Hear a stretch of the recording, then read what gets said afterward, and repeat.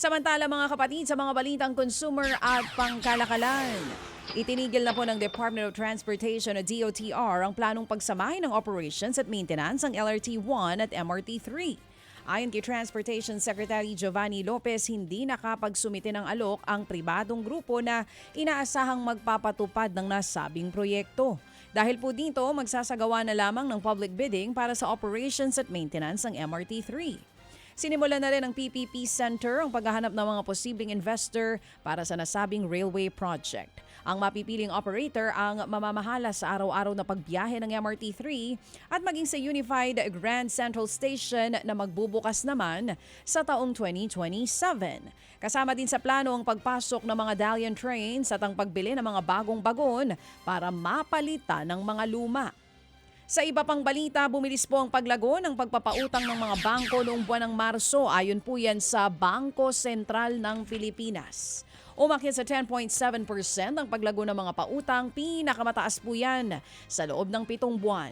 Naabot sa 14.6 trillion pesos ang kabuuang halaga ng mga pautang ng mga universal at maging commercial banks.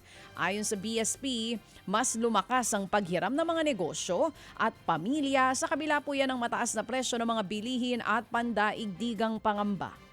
Pinakamalaki naman ang itinaas ng pautang sa mga sektor ng kuryente, real estate, transportasyon at mga negosyo sa pagkain at maging hotel. Lumago din ang mga consumer loan katulad po ng credit card at auto loans. Pero bumagal ang paghiram sa sektor ng konstruksyon at manufacturing. Ayon sa BSP, patuloy po nitong babantayan ang paggalaw ng pautang at supply ng pera para mapanatili ang matatag na ekonomiya at ang presyo. Inaasahang magdudulot naman ng mas maraming pamumuhunan at trabaho ang pinalawak na partnership para sa Luzon Economic Corridor o LEC. Ayon kay Finance Secretary Frederick Go, mahalaga po ang paglikha ng trabaho para mapatibay ang ekonomiya laban sa mga panlabas na krisis. Sinabi din ni Go na dapat palakasin ang mga infrastruktura at mga institusyon para mas maproteksyonan ang ekonomiya ng bansa.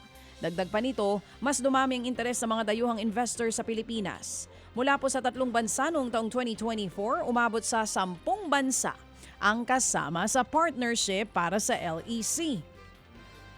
Kabilang po sa mga bagong kasapi ang Australia, South Korea, United Kingdom, France at ibang bansa na magbibigay ng pondo at technical support.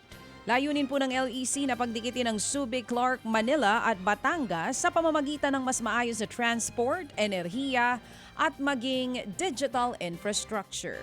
Mga kapatid, patuloy po kayong tumutok sa 105.9 True FM para sa totoong balita, impormasyon, music and entertainment. Mag-subscribe sa aming YouTube channel at podcast at sundan nyo kami sa Facebook, Instagram, X at TikTok sa True Network PH. Bisitahin din po ang aming official website, truefm.ph. At panoorin din kami sa True TV Signal, Channel 19. Kami po ang 105.9 True FM. Laging true sa'yo, kapatid.